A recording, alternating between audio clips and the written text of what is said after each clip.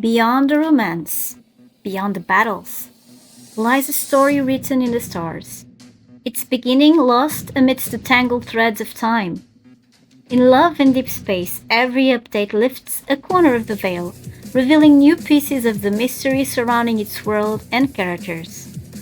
And Death and Rebirth is no exception. Death, Rebirth, Awakenings, Loss. Today we're diving into 4 of the most lore-rich chapters yet, and the journey won't be easy. This is Princess Farron, and I hope you steel your hearts and brace yourselves because we're heading straight through the deep space tunnel in search of the truth that lies beyond. Chapter 1: Absurdity Unfolds. The chapter starts by mentioning that in the aftermath of the events of Homecoming Wings, rumors started circulating about the role of the Far Space Fleet on Skyhaven's martial law, as the armed operations to eliminate specific anomalous wanderers caused panic among the population, especially because the wanderers are evolving and getting stronger. It's within this context that Ever finally announces the launch of the Fountain of Vitae project, the next step in human evolution, according to them. The conflict between puritists and purists resurfaces once again, and we learn that, for instance, Simone, MC's colleague, is a prototist. And just a reminder, a prototist is someone who supports the development of protocore technology, which is a vision opposed to that of the purists, who are against the use of protocores as they are too dangerous and unreliable. The purists instead advocate that the only way to ensure civilization survives is through Earth's natural resources. As a matter of fact, the purist faction targeted several of the Association's missions, which is why the Hunters Association decides to relocate the Spatium Protocore from its headquarters in secret. So when MC and Simone are transporting the Protocore to a new location, a truck crashes into them. The girls end up jumping out of the vehicle, which explodes soon after. And this is precisely when a mysterious woman appears and asks if MC remembers their time together in the Gaia Research Center. He says to the MC, the real question is, who are you? You were born in the depth of deep space. You were supposed to be ours, a one-of-a-kind precious creation, which is something I talked about a few months ago in my video about MC being Ever's first successful experiment. Anyway, the woman goes on to say that without the key, the Fountain of Vitae will remain a poor imitation. All the while that mysterious woman is speaking, MC's body is reacting to her presence with pain, until an unprecedented power surges through her and bursts with brilliant light. The MC had just absorbed the Spatium Protocore. The mysterious woman concludes that the key belongs to the MC now, that he is the only one who knows all its secrets. Now, something interesting about this situation is that although the mission was top secret, the girls were still intercepted. This means there's a high-ranking mole in the Hunters Association. Besides this, another curious detail is that when MC tried to tell Captain Jaina that he absorbed the Spatium Protocore, Jaina's reaction, at least for me, was a bit suspicious. It almost seemed like she wasn't surprised at all, and besides, it looked like she didn't want MC to utter the words and reveal anything else. I don't know if anyone else noticed it, but it actually really surprised me to the extent that I'm starting to wonder if Jaina isn't a mole in the association. Maybe she's not spying for the purists or the protists, but maybe for someone else. Then, to my great joy, we get a little Fractal Library segment. The library that was first mentioned in Chapter 12 of World Underneath. If you want, you can check my video about the World Underneath chapters 11 to 18 to get a recap about it.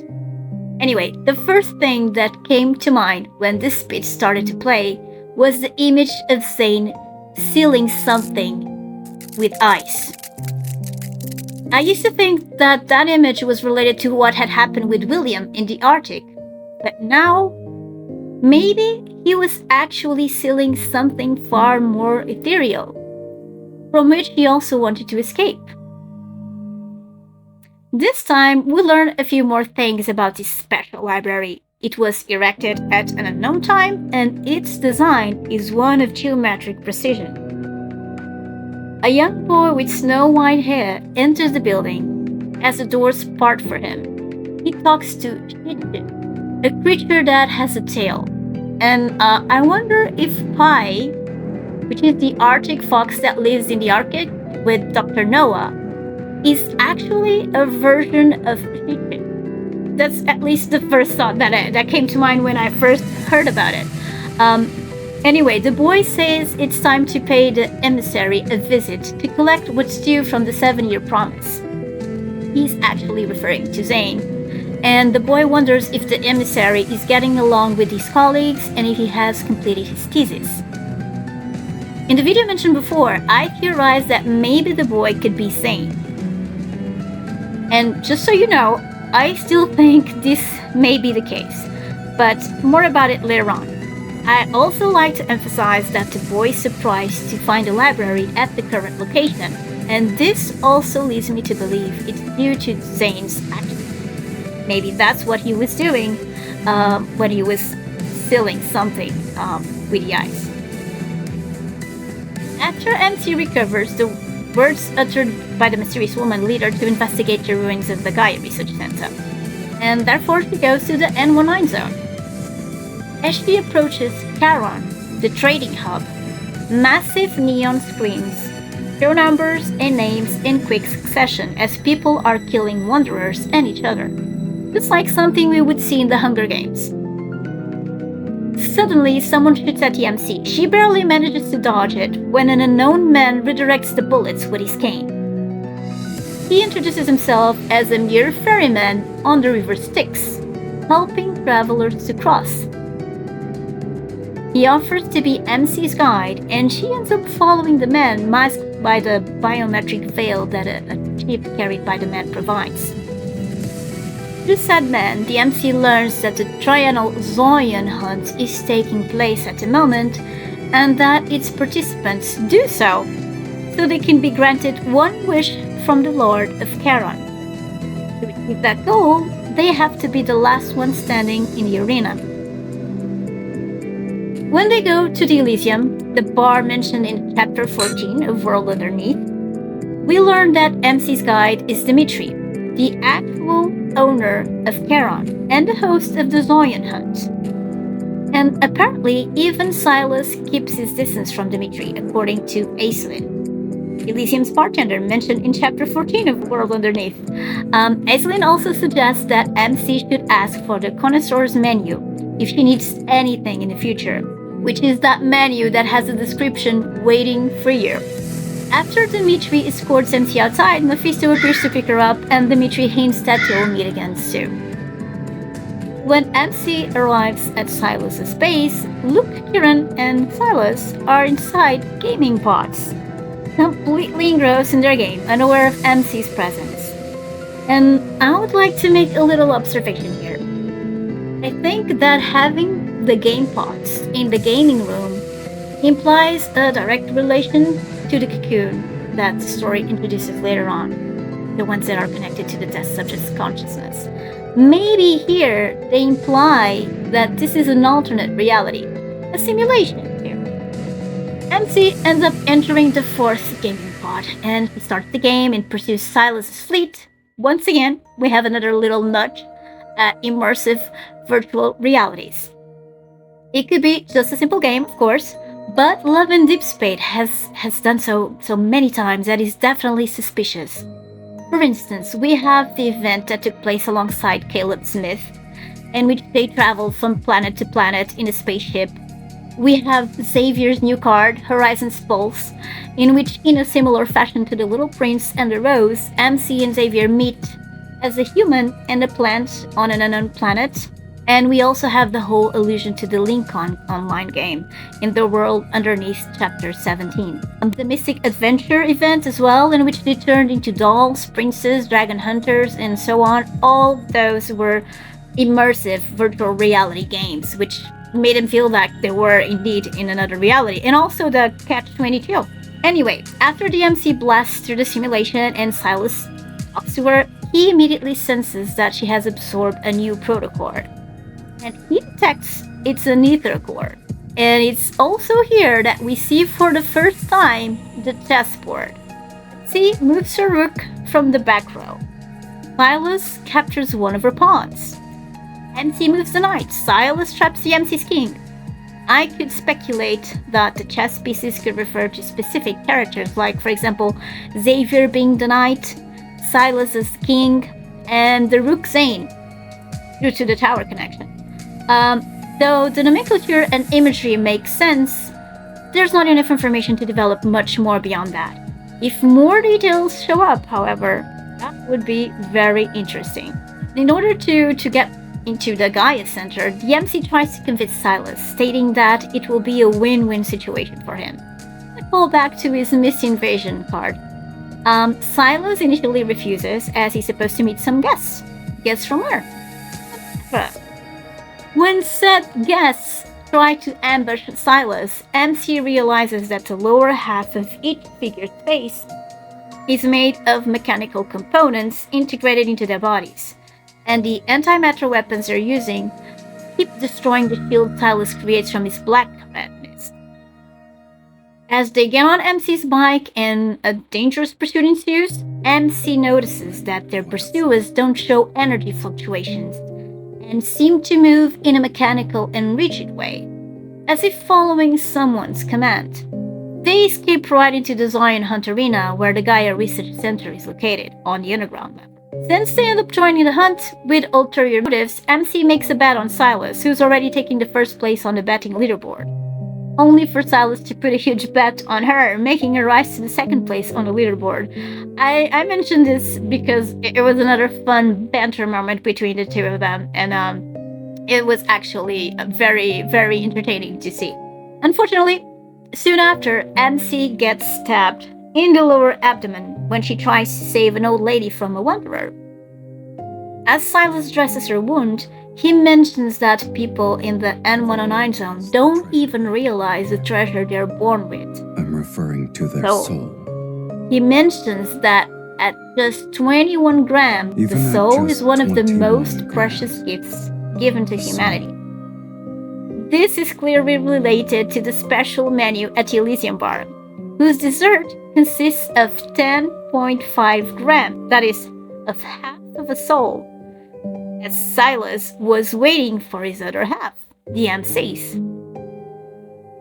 As this chapter proceeds, they keep getting ambushed by more figures carrying antimatter weapons. It turns out that the MC had a tracking chip on her, probably placed by the old lady during that Wanderer attack. So when the two of them finally get a little downtime from fighting the masked figures, MC says something interesting. She gets the feeling that Sylus knows the ending to a certain future, and that he is determined to reach it with her. They have a little cute interaction when they get ready to sleep inside a car, and Sylus calls her number 2. Now, I know he says so because she was placed second on the betting leaderboard, but this still made me think of Caleb and MC, because in their storyline, MC was created first, and then Caleb was made as the creation counterpart to her destructive abilities. And with Sylus, I think the story sort of maybe hints at the fact that he was tampered with first, because he too is merged with a protocore. So maybe in their dynamic, Sylus was the first to become one with the protocore, and MC was the second. And in fact, this is true, and I just wanted to establish a little comparison between those two situations. So, using the Spatium's protocore resonance, MC tracks down the leader of the masked figures, and it turns out to be an android. It plucks its eye out and all the other units freeze, and I'd just like to make a little note here too. This scene made me think of the spying eye that appears throughout the story. Maybe it's supposed to symbolize that the MC shut down the Big Brother's eye. And if so, could it imply that it was ever all along?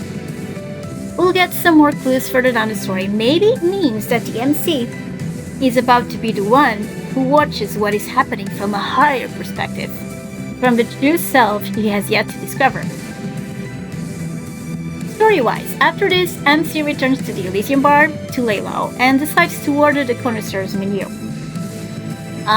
Aislinn explains that every dish is tied to a story in the N19 zone, and the sweet evil trap was waiting for someone to order it for a long time, so its story can start. The MC also notices the 10.5 grams of soul. Remembering Sylus's words about 21 grams soul, the MC orders that dish. After savoring it, she receives the bill, whose digits pinpoint a specific location on the map.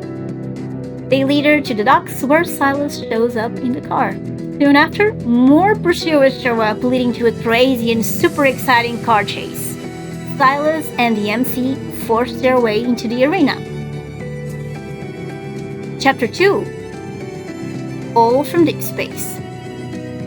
After they fight several wanderers in the middle of the arena, the floor gives way and the MC falls into what remains of the old Ever Research Center. Through an old recording, we learned that Dimitri was one of the researchers in the Gaia Research Center. As a matter of fact, Dimitri was in Charon to keep the Gaia Center up and running, waiting for the day the MC would return. It is also revealed that the scope of Gaia's research also included deep space signal analysis, cosmic archaeology, genetic extraction and analysis, as well as having departments dedicated to life in the future backtrackers. So we have here focus on Xavier, life from a higher plane of existence, theory of the divine, so another focus on Zayne, and life from the ancient ocean, Lemurian civilization, a focus on Raphael. So this confirms what we already knew, that Ever was studying the 3 OG love interests. However, there is one curious thing. They refer to Zayne as the emissary of the divine. How could they have learned of something related to the gods? I mean, we know they have high-end technology and the ability to travel or have others travel through time, but still, that doesn't exactly explain how they have access to actual divine knowledge. Being so, I would like to leave here 2 ideas for your consideration and tell me what you think about these hypotheses. 1. The whole Astra character was created by them and implanted into Zayne through suggestion or even a tip. Number 2, and I hope this one really is true, but the love interests are mere creations developed by Ever in order to study the MC and push her limits till she turns into the test subject they hope she does. Do tell me what you think. Anyway, Dimitri talks to her and shows her a hologram of an energy graph depicting the MC's process of death and rebirth. He exclaims MC is Eva's most magnificent creation, which reminds me of the video about the MC being Ever's first successful experiment. He says that in 2034, they received a signal from deep space, which revealed a planet's quest for immortality by harnessing an inexhaustible cosmic energy source, like an inexhaustible battery. Inspired by this impossibility, the Gaia Research Center tried to create such an energy source through collisions. Think of the experiments that take place at CERN. And eventually they were successful, and the energy manifested inside a child's body, inside the MC. All the energy fluctuations required came from her, and they grew more powerful, as we already know from the world underneath Chapter 5, Sealed in Dust. So after rambling for a bit, Dimitri ends up expressing what we already suspected, that the MC's power is equivalent to that of a planet. MC, however, doesn't fully believe him and questions Dimitri on how cosmic energy could take the form of a human. Dimitri reaffirms that the truth is that the team was torn in regard to whether they should use her as a resource or allow her to live as a regular human being. Finally, showing his true colors, Dimitri activates a mechanism that turns the laboratory into a trap. MC tries to use explosives and her gun, but still gets imprisoned in the glass sphere. Dimitri plans to use the antimatter to neutralize her energy. He says she should return to where she came from, that he never had a place in this world. Which once again reminds me of Caleb Smith and how he was created as her counterpart. Dimitri goes on to say that the Chrono Rift catastrophe and the Wanderers all came to be because of their greed. They were foolish to try to control a power as great as hers. In fact, he was the researcher that tried to destroy her back when she was a child. MC starts remembering being inside the deep space collision chamber before.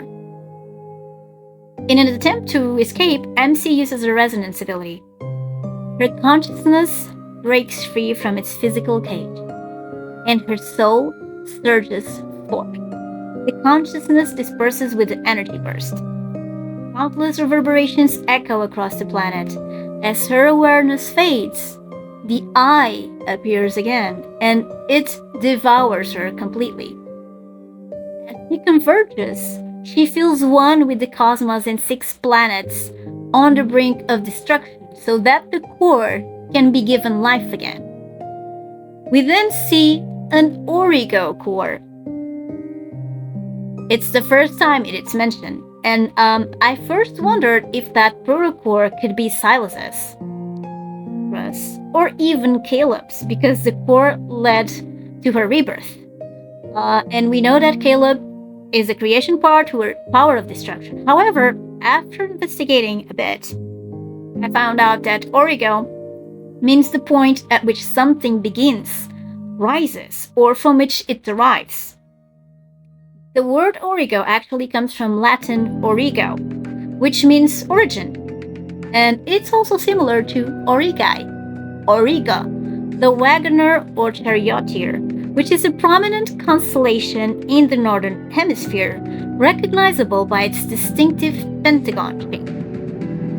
This celestial figure is often depicted as a charioteer holding reins. And Origa's most prominent star, Capella, a yellow giant star, much larger and hotter than our own sun, is actually a binary system composed of 2 stars orbiting each other. The constellation itself holds intriguing connections to mythology. In Greek mythology, Origa is associated with Eryctonius, a king of Athens who invented the chariot. So, once again, we have etymology that refers to space travel. And just like Astra and Astroplaneta, the wandering planets, it once again talks about planetary travel. And if you want a little more info on the Astra and Astroplaneta, the wandering planets, my video about Astra also focused a little bit on that subject too. Anyway, after this universe scene plays out, MC hears a strong heartbeat and feels a warm power flowing through her. It's a fragment from another place and time, which makes me think the MC might have just switched the timelines again. Or at least she got in touch with a piece of a parallel reality. Finally, MC awakens, and Sylus is there, of course. And what caught my attention was him saying to MC to keep her eyes open and remember how they escaped this time. So this clearly means that he knows they've done the exact same thing before, and probably they'll do it again. Otherwise, he wouldn't advise her to see how they escape. We have already seen hints of this through his presence in the main story, but here it is plain to see that he is aware of all that's happened in the universe since the very beginning. The fact that Sylus kept his distance from Dimitri finally makes sense, because we learned that Sylus had forged a deal with Dimitri, promising to bring the MC to him when the MC had first escaped the research center all those years ago when she was a child. So after getting rid of Dimitri by means of the black red mist, the linkage appears once again, binding Sylus and MC together. Just like when they first met. When MC remembers their first meeting. Sylus then says something interesting, that her soul doesn't have the privilege to leave, that their connection transcends that place and world. Does that mean that the eye and the core was Sylus all along? I don't really think so, but I'll leave the idea here as food for thought. Then we cut back to the eye in outer space. In the cosmos, power has no beginning or destination. It appeared when the universe was created. It's a law etched in the fabric of existence. At some point, the force began to bind that power, and with it came an endless fall. Like what we see in the video of Vision et Pesé of version 2.0. In a majestic arena among the nebulae, a boy and girl stand, soaked in blood, greeted by a cheering crowd. The MC then has a conversation saying that if the boy steals her points again, she will be throwing him into Tartarus. And he probably actually did, because Sylus was there in Taurus, and we can see that in Sylus' myth. After their little exchange, they flee, but the deep space tunnel unfortunately ends up separating them. Back to the current time, even after the Zoyan arena is destroyed, the battle is still raging, and people still want to take control of important information. Mephisto arrives in the meantime with the key to the Gaia's research center, which is now truly in ruins. She then tries to confirm with Sylus if what she saw was real. It was. They both were indeed fighting in an interstellar arena, and were supposed to fight each other to death too, but Sylus suggested they both flee together. They ended up on Earth, and Sylus specifically in the N109 zone, because the Gaia Research Center was trying to contact the space as well, the deep space, and as well due to the type of research they were conducting on cosmic energy. That cosmic energy that resides within MC as an ether core, giving her a destructive power capable of ending worlds. The next day, MC awakens in her bedroom in Lincoln City and finds the city covered by a blanket of blinding snow. After finding out that the Gaia Center was investigating the backtrackers and Lemuria, the MC tries to find more information about the one that she was unfamiliar with, the emissary of the divine. In order to do so, she asks Zayne to find out more information about the biometric key found in the Gaia Research Center. So after attending Zayne's lecture titled Life's Boundaries, he learns that there are rumors stating that Zayne disregarded human lives and abandoned his patients, but Zayne apparently had simply refused to prioritize a patient from an influential family in order to treat another one with a more serious diagnosis. When she talks to him, MC learns that the patterns present in the key are identical to pictographs found in an Arctic cave 14 years ago by a team who was studying the boundaries of life. Pretty much the title of the lecture. MC also decides to confide in Zayne, what happened to her in the N109 zone, the Gaia Research Center, the Unicorn Laboratory, the Collision Chamber, and the Spatium Core she absorbed. At Axo Hospital, when talking about Zayne's composure despite the abundance of rumors online, the nurse Yvonne refers to the gap between Zayne and the other co-workers as being like that between gods and mortals, being that they can only admire him from afar, just like I referred to in my video about chapters 1 to 10 of World Underneath. Once again, we have a clear association of Zayne to the realm of gods. I called it! Regardless, we learned that Zayne had submitted an application for a medical research project that has just been approved by the hospital director. We also get to know that Zayne wants to join the Fountain of a Day project. He apparently made that decision after returning from Mount Eternal. Zayne says, "With so many people walking behind me, I should walk ahead, yes?" So this one is definitely in tune with Dawnbreaker Zayne. Like, he's ready to be a tailblazer through the dark times that he knows loom ahead, even if it means being alone. Because he knows he will be absent for some time, Zayne goes to the Letter shop being and makes an closed. order for the I'm shop sorry for to coming daily in so deliver late. pastry for a whole month I'll to have the one MC's sea house. salt chiffon I cake just wanted to and one mention dark this chocolate because hazelnut brownie. that was Both truly of them to go. sweet, with or without pun, a really Yes, sweet thing. for the next But month. everything please deliver soon one takes a dessert turn each? for the bitter, as we discover that Zayne's nightmares have only intensified since he returned from Chang'e City. However, it gets even worse when Zayne sees a mother and a child with early signs of being in the process of turning into a wanderer. And they're about to be attacked by a monster whose body is covered by protruding crystals. Zayne launches a blade of his ice evil and pierces its chest. As for his verdict about the child, the boy is beyond salvation. From then on, Zayne starts hunting the monsters before the police are able to do so, and earns the codename Dawnbreaker. Chapter 3 Cosmic Speck. The white-haired boy arrives in Lincoln to find the emissary, but along the way, Chucha has escaped through a hole in his backpack. In the meantime, at the Hunters Association, it's finally explained what the term alterum means. Subjects that retain human physical features but whose consciousness has been eroded, driven solely by the urge to attack. They also have in common the fact that they were diagnosed with protocore syndrome. Upon learning this, MC muses that maybe Zayne's sudden trip and the appearance of the Alterum in Lincoln City can be related to the Fountain of Atay. Thinking she might help Zayne's investigation, MC volunteers to hunt down the Alterum. As MC goes to gather clues at an Alterum crime scene, she meets a suspicious detective who actually seems to be prying for more information and her own personal opinion. He finds it very odd. When she's back in the city, a sneaky Chucha rushes past her and steals the scarf that Zayne had given her.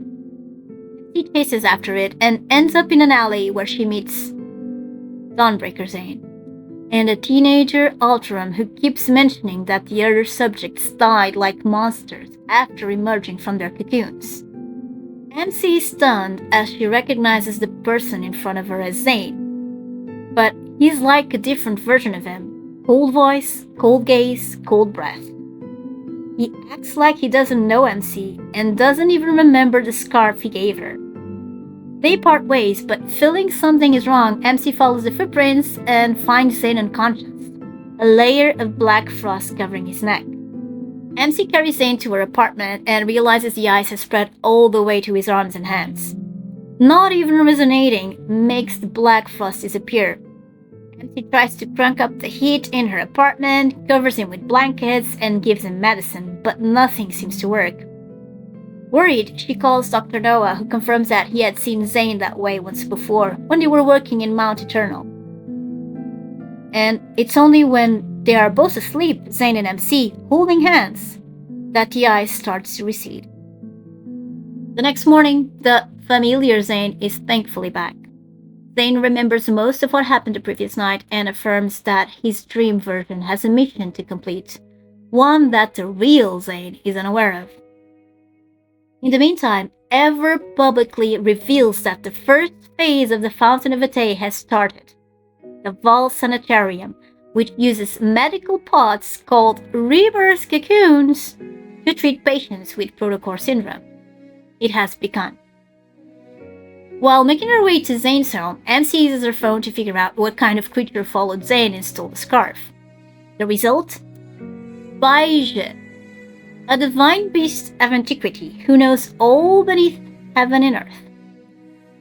Baije was also the creature that accompanied Zayne in his Master of Fate myth, in what I for now believe is a future timeline.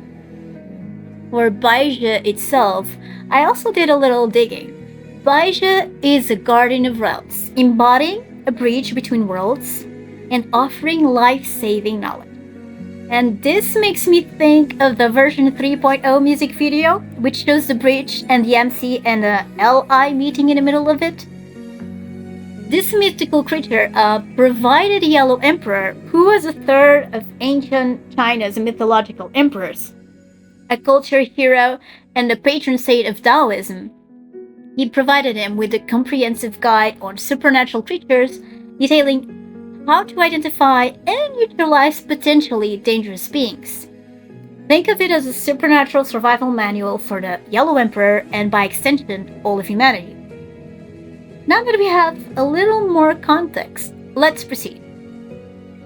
As they arrive at Zayne's, the white-haired boy greets Zayne by exclaiming, "Emissary!"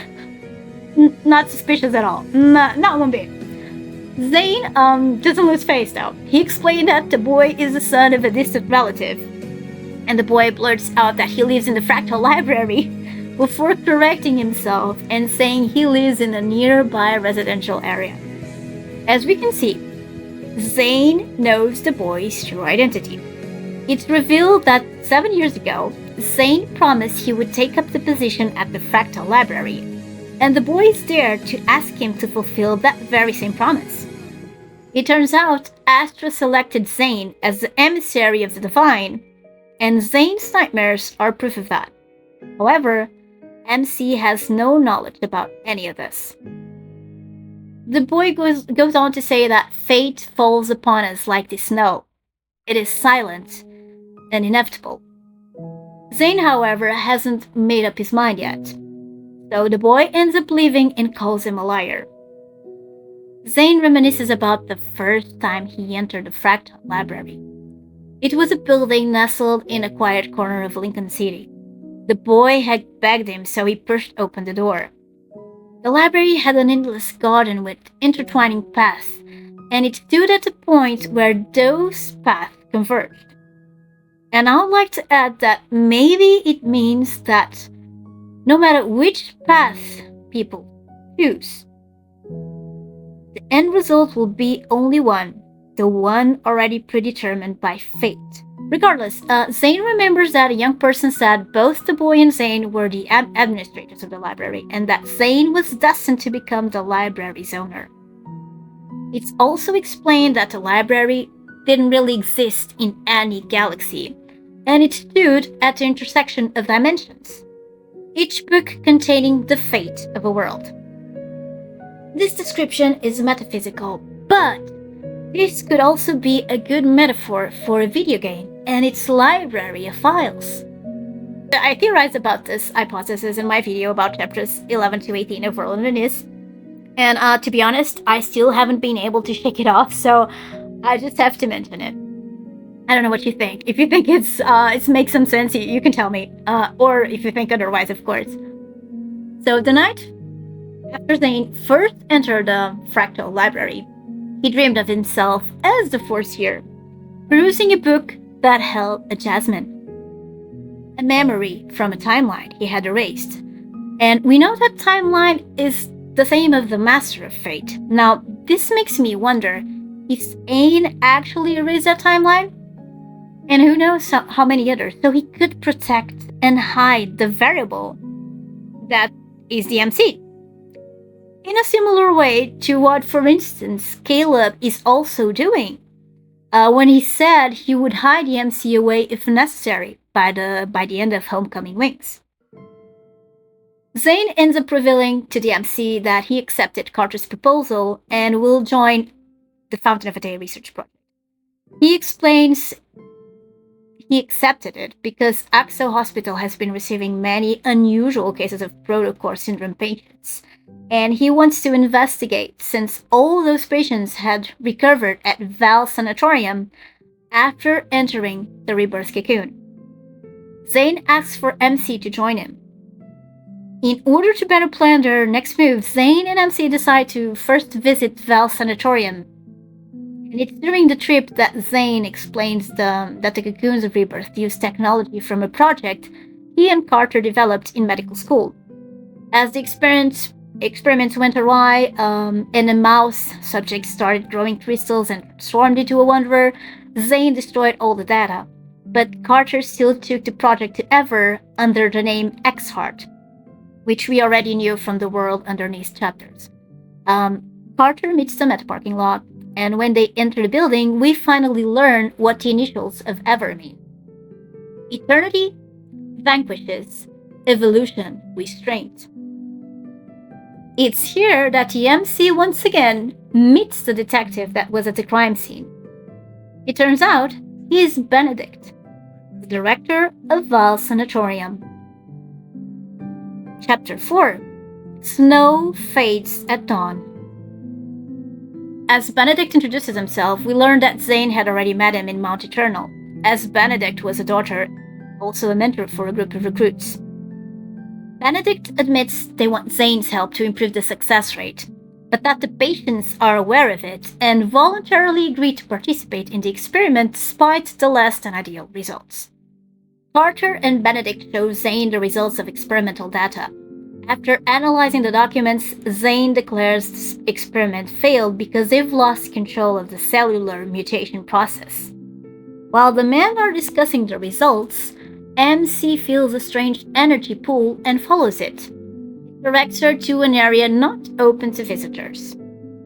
MC can't locate the energy, but ends up face to face with Karen. Karen, a famous war correspondent who is also a protocore syndrome patient. Karen firstly went to the sanatorium to find a way to survive. But right now, she's also undercover. Moreover, she also witnessed people turning into wanderers in Mount Eternal. And her momentary goal is to stop Ever's press conference from taking place. She trusts MC with her notebook so that MC can have a better grasp of the situation and help her find a way to stop it. After the tour of Val Sanatorium ends, life goes back to normal, and Zayne passes his time rushing between the hospital and the sanatorium. Meanwhile, the cases of protocore syndrome patients continue to increase. Being aware that the young Alterum Dawnbreaker Zayne and MC had encountered before is about to transform into a wanderer, Zayne meets him on the street and releases him from the fate of turning into a monster, right as the crystals were about to burst forth. Zayne asks MC if she ever wondered why he chose such a study subject as cardiac surgery, but he doesn't exactly guess it. He doesn't explain either. I just want to mention one cute detail. It eats chocolate, and MC worries because animals aren't supposed to eat it, though Chichi or Beja isn't an animal at all, as we have seen, and I just wanted to mention that because I found it was kind of funny. So, it's finally time to stop Ever's conference. Using the ID camouflage chip that Dimitri had given her, MC enters Val Sanatorium to see Karen. The reporter asks MC to disconnect the cocoon during her final examination before the press conference. MC rejects the idea because the cocoon is directly connected to the test subject's consciousness. And here we can see that even though MC is associated with destruction, he cares deeply about preserving lives. And at least so far, she also hasn't shown destructive tendencies in regards to her own life, which is the total opposite of the essence they want to impute to her soul. A little observation. Moving on. Karen, however, is well aware of the risks involved and she wants to proceed with the plan since it's the best way to stop Ever. Finally accepting Karen's plan, MC leaves the room and uses the spatium's protocore's resonance to find the energy source spent on her previous visit. The energy leads her to an inconspicuous door. Behind it lies a forest with no guards in sight. With Zayne's assistance, the results of the Fountain of Ate improve, but he warns Carter that the Rebirth cocoons will still need further development. Carter believes success is within their reach. Zayne simply questions him about what he considers as success. Unpredictable success rates? Or how quickly Carter disposes of defective specimens? A curious fact we learn is that Carter is only alive thanks to a heart transplant, and that's the reason why he actually believes he knows better than anyone else that the end justifies the means. However, Zayne is tired of Carter's nonsense and freezes him against the wall. In the meantime, MC locates the energy source in a building standing in a forest. Soon after she enters the building, she is ambushed by Benedict. The director of Val Sanatorium says that every experiment of theirs exists with a single purpose of creating beings just like the MC. And, as a matter of fact, Benedict is one of the cocoon's successful experiments.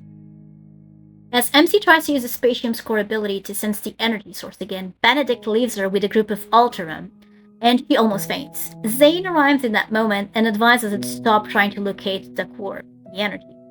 They manage to escape the Alterum pursuers, and Zayne injects MC with a suppressant as her heart is about to reach the threshold. A metaflux suddenly materializes in front of them, and they move away. And here I'd like to draw your attention to the chessboard. Yes, we once again have a chessboard with the same pieces, I believe, we have seen in Sylus's part of the story.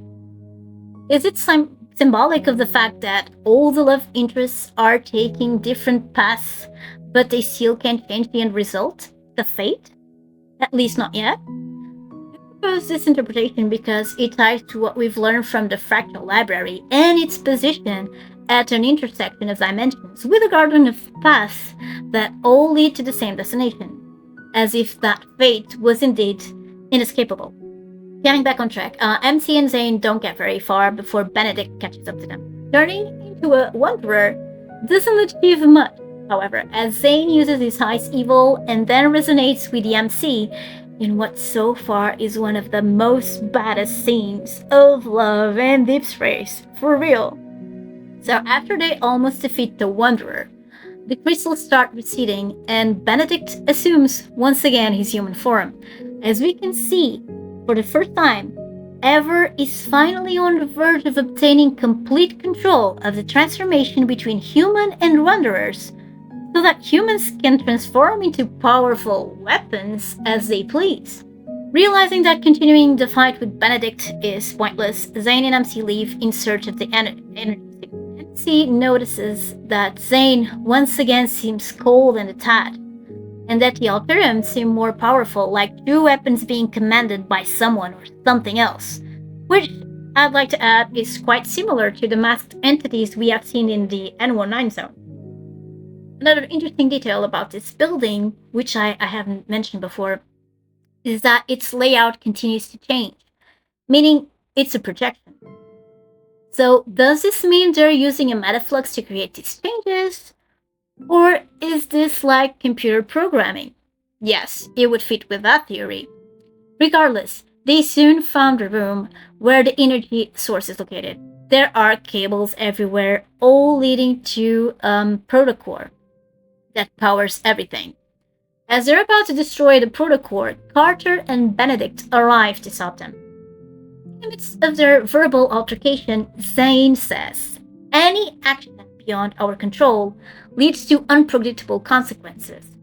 And when I heard this line, it really sounded like Zayne was playing the role of the divine emissary, making sure everything followed its predestined path. As Benedict continues to attack Zayne with his words, he eventually reveals that Zayne killed his colleague and mentor William in Mount Eternal, something that the MC wasn't aware of. However, another important revelation is made. Benedict informs that William and the other people who turned into Wanderers were actually his first batch of failed experiments, meaning that Benedict was the one who caused all that death and suffering and also Zayne's trauma.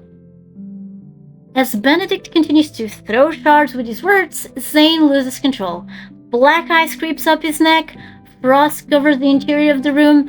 MC realizes that this is not the Zayne he knows, but the Grim Reaper come from hell, Dawnbreaker Zayne. The Alterum, already transformed into Wanderers, break into the room in wave after wave. Zayne keeps throwing icicles at their chests that explodes, but the Wanderers keep on coming. Zayne starts to hear the sounds they make and understands them, makes sense of them, and they ask why he as a doctor didn't save them. Why did he let them turn into ordinary beings? He suddenly sees himself in a tent in the Arctic with his friend William, and William asks him if he heard his final plea when he killed them. That brings Zayne back to the present, and he throws an ice shard at Benedict, who cracks it.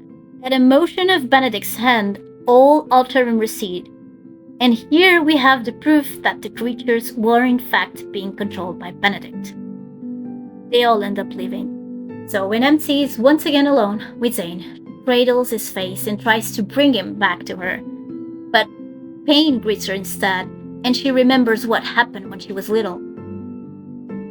The floor is covered with remains of wonders, and MC feels pain in her heart.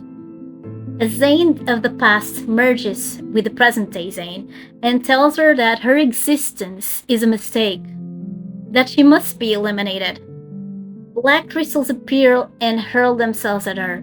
Once again, we have the indication that part of Zayne's mission is to keep the predetermined order and eliminate variants like the MC, which is pretty much what we have in the Master of Fate myth. And maybe that's why the version 3.0 music video features Master of Fate Zayne, because this will be the most relevant one of this version of the game. And maybe the same can be applied in regards to the other LI myths portrayed in the video. The next day, the Val Sanatorium is immaculate. Like the attack of the previous day never took place. A single cocoon sways on the breeze until a pair of wings breaks free from it and takes to the skies. Mysterious, isn't it? Was that Zayne? Meaning he's an angel or another divine creature?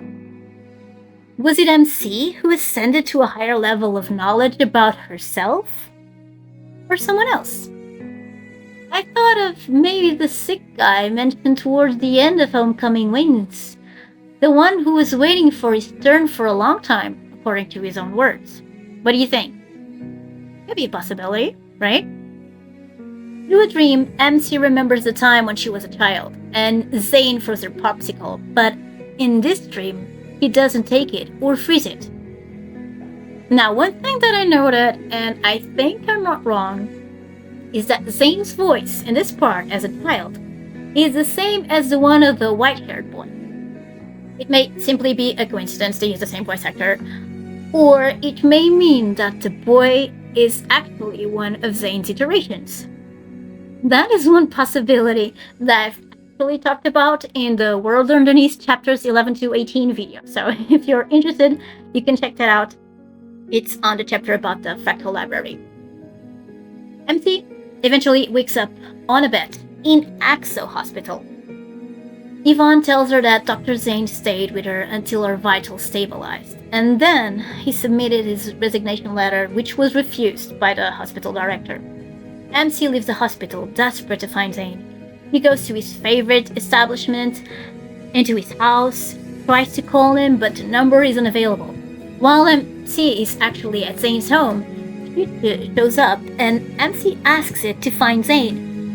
It leads her through the snowy night till they arrive at the public cemetery. Zayne's there, by the graves of people he killed. He says their deaths were not unjustified, which prompts MC to ask him if he deemed that killing her would also be necessary. And he nods. As we can see, we have Zayne on emissary, executioner, full-on mode, which is pretty scary and disturbing to be told. Zayne reveals that he first met MC when he came to Axo Hospital at 12 years old. Dr. Noah was a friend of Josephine, and Zayne was told to look after the MC. He recalls how MC used to be afraid of him until he used his evil to prevent her popsicle from melting. After the Chrono Rift catastrophe, Zayne's parents asked him if he wanted to move somewhere else. He didn't want to lose MC, but after he hurt her to the point he fell into a coma, and he didn't even understand why he did it, Zayne realized he couldn't control his power, and that it could lead to irreversible consequences. That's what led him to leave without even saying goodbye. He finally reveals he chose cardiac surgery because he wanted to heal her heart, and maybe to make amends for what happened when they were children. Zayne believed he would be able to save many people, including the one he had hurt before, until the night he had to kill William. Do you really think a killer can be a doctor who saves lives? After this exchange, MC muses that the creator had planted foreshadowings in an era predating life itself, I think it's curious that uses the word creator between commas. He could have mentioned God, or simply the creator, but he opted to refer to the creator entity in that way. Maybe it's a way of showing that she despises a being that decides to create a reality in which someone who is supposed to save lives is forced to forfeit his identity, to execute a mission that reflects the complete opposite of his soul's purest desire, and instead has to act like a soulless killing machine. Anyway, so this is my recap of Death and Rebirth, and some connections that can be made to what has already been revealed in the game, as well as some possible links to its future. What happened in these 4 chapters also makes me wonder about what the following character updates will cover, so I might end up making a video about it, so if anyone is interested, please let me know.